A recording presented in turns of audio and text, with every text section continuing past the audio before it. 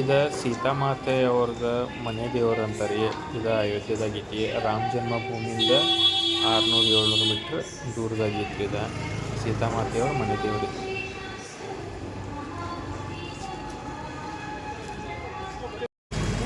ನಾವು night ಅಯೋಧ್ಯೆನಾಗ stay ಆಗಿದ್ದೂರ್ಲೆ ಆ ರೂಮ್ದಿಂದ 600 ಮೀಟ್ರ್ನಾಗ ಹನುಮಾನ್ ಗದಿ ಐತಿ. ಹನುಮಾನ್ ಗದಿ ಫಸ್ಟ್ ದರ್ಶನ ತಗೋರ. ಹನುಮಾನ್ ಗದಿ ಬಾಜುಕ್ಕೆ ರಾಮ ಜನ್ಮಭೂಮಿ ಐತಿ. ರಾಮ ಮಂದಿರ ಅಲ್ಲೇ ನಿರ್ಮಾಣ ಆಗೈತಿ. ತೋರ್ಸನ್ ಬರ್ರಿ ನಿಮಗೆ.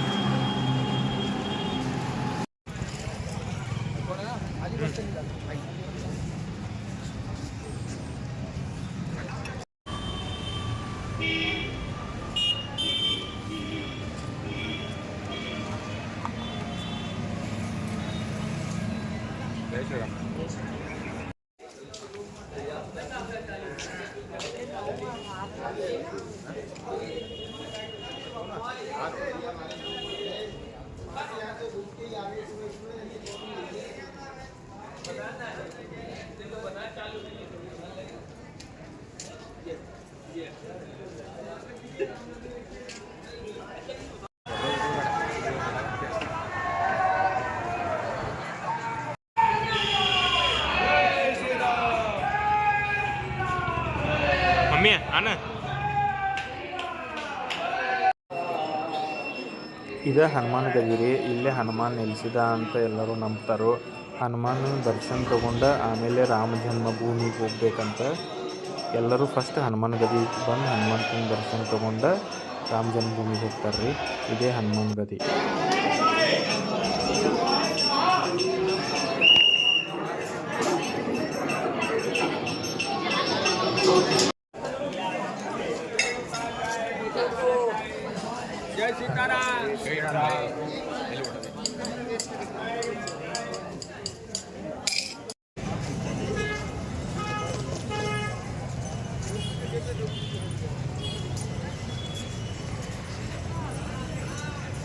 ಇದು ರಾಮ ಮಂದಿರ ಮೇನ್ ಗೇಟ್ ರೀ.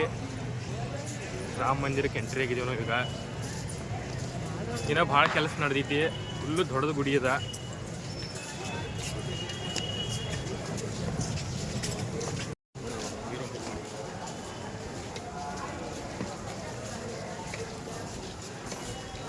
ಕಾಣಿಸ್ತ ರಾಮ ಮಂದಿರ ಕಾಣಿಸ್ತ.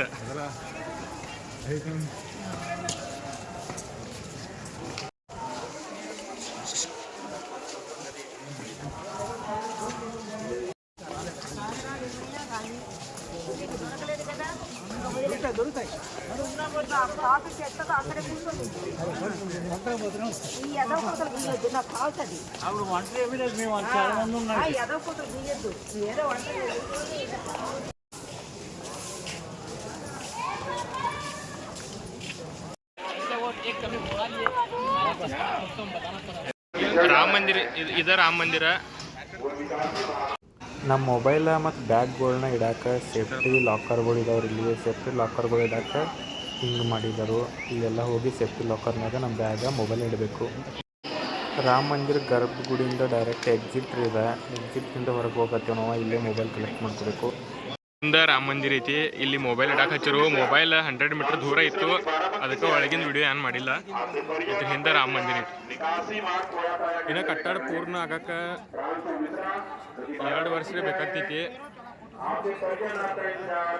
ಇನ್ನು ಕಟ್ಟಡ ಪೂರ್ಣ ಆಗಿಲ್ಲ. ಆದ್ರೂ ಮಂದಿರ ಇಟ್ಟು ಮಸ್ತಾಗಿ ಮಾಡಿದಾರ ರೀ. ಸೂಪರ್ ಮಾಡಿದರು. ರಾಮ ಮಂದಿರ ರಾಮನ ದರ್ಶನ ಮುಗಿಸ್ಕೊಂಡು ಬಂದೇವಿ ಈಗ ಹೊರಗೆ. ರಶ್ ಇಲ್ರಿ ಒಂದು ಸ್ವಲ್ಪ. 20 ನಿಮಿಷನಾಗ ಅಂದ್ರೆ ದರ್ಶನ ಆಯಿತು. ಇದೇ ಎಂಟ್ರಿ. ಇಲ್ಲಿಂದ ಎಂಟ್ರಿ ಪಾಯಿಂಟ್ ಒಳಗಡೆ ಹೋಗ್ಬೇಕು.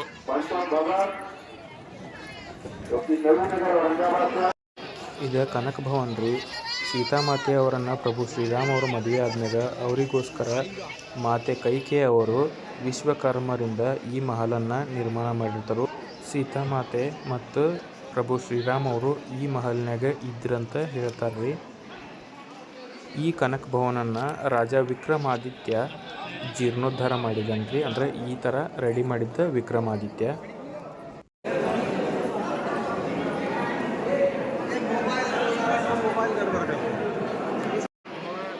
ಈ ಕನಕ ಭವನದಾಗ ಭೀ ರಾಮ ಲಕ್ಷ್ಮಣ ಮತ್ತು ಸೀತೆಯ ದರ್ಶನ ಪಡಿಬಹುದು ನಾವು.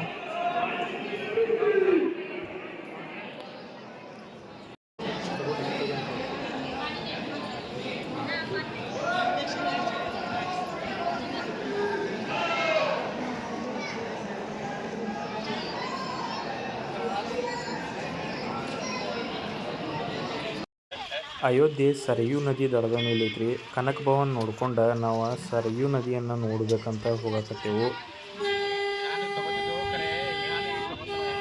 ಇದು ನೋಡ್ರಿ ಸರಯೂ ನದಿ. ರಾಮಾಯಣದಾಗೂ ಉಲ್ಲೇಖ ಇರುವ ನದಿ ಇದ. ರಾಮನ ಟೈಮ್ನಾಗೂ ಈ ನದಿ ಇತ್ತು. ಈಗಿನ ಟೈಮ್ನಾಗ ಭೀ ಇರುವ ಏಕೈಕ ನದಿ ಇದ. ಈಗ ಬೇರೆವು ಮಂದಿರಗಳ ಮತ್ತು ಏನು ಇದಾವೆ ಮಹಲ್ಗಳೆಲ್ಲ ಇದಾವ್ರಿ, ಅವನ್ನೆಲ್ಲ ಹೊಸವು ಕಟ್ಟಿದರು ಇಲ್ಲ ರಿನೋವೇಟ್ ಮಾಡಿದರು. ಆದರೆ ಈ ನದಿ ರಾಮನ ಕಾಲನಾಗೂ ಇತ್ತು, ನಮ್ಮ ಕಾಲನಾಗೂ ಐತಿ. ಇದೇ ಸರಯೂ ನದಿ.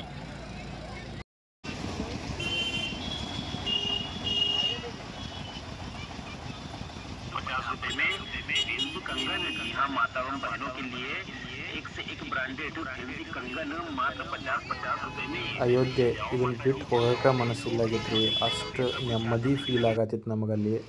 ಆದರೂ ನಮ್ಮೂರಿಗೆ ವಾಪಸ್ ಹೋಗಲೇಬೇಕು. ರೂಮಿಗೆ ಟಾಟಾ ಹೇಳಿ ವಾಪಸ್ ನಾವು ಫ್ಲೈಟ್ ಇತ್ತು ನಮ್ಗೆ ಅಯೋಧ್ಯೆ ಏರ್ಪೋರ್ಟಿಗೆ ಹೋಗಬೇಕಿತ್ತು. ಕ್ಯಾಬ್ ಬಂದು ನಿಂತಿತ್ತು ನಮಗೋಸ್ಕರ. ಅದಕ್ಕೆ ನಾವು ರೂಮ್ದಿಂದ ಚೆಕ್ಔಟ್ ಮಾಡ್ಕೊಂಡು ಅಯೋಧ್ಯೆ ಏರ್ಪೋರ್ಟಿಗೆ ಹೋಗತ್ತೀವಿ ರೀ. ನಮ್ಮ ಲಗೇಜ್ ಎಲ್ಲ ಲೋಡ್ ಮಾಡತ್ತಾರ ನೋಡ್ರಿ ಅಲ್ಲಿ. ಚಿಕ್ಕ ವಯಸ್ಸದಾಗ ವಿಮಾನ ಸೌಂಡ್ ಬಂದರೆ ಸಾಕು ಮನೆಯಿಂದ ಹೊರಗೆ ಬಂದು ನೋಡ್ತಿದ್ರಿ ಈ ವಿಮಾನ. ಇಷ್ಟು ಹತ್ತಿರದಿಂದ ಇದೆ ಫಸ್ಟ್ ಟೈಮ್ ವಿಮಾನ ನೋಡಿದ್ದು ನಾನು. ಅಯೋಧ್ಯೆ ಏರ್ಪೋರ್ಟಿಂದ ವಾಪಸ್ ಕೆಂಪೇಗೌಡ ಅಂತಾರಾಷ್ಟ್ರೀಯ ವಿಮಾನ ನಿಲ್ದಾಣಕ್ಕೆ बराती नावीगा शामिल है। अपनी ट्रे टेबल्स तैयार रखिए, हम जल्द ही आपके स्नैक्स लेकर आएंगे। Ladies and gentlemen, our 6E Eat service will start shortly. If you have booked a snack and have changed your seat, please let us know for us to serve you. Do browse our menu in the Hello 6E magazine and let us know if you would like to buy a snack, which comes along with the beverage of your choice.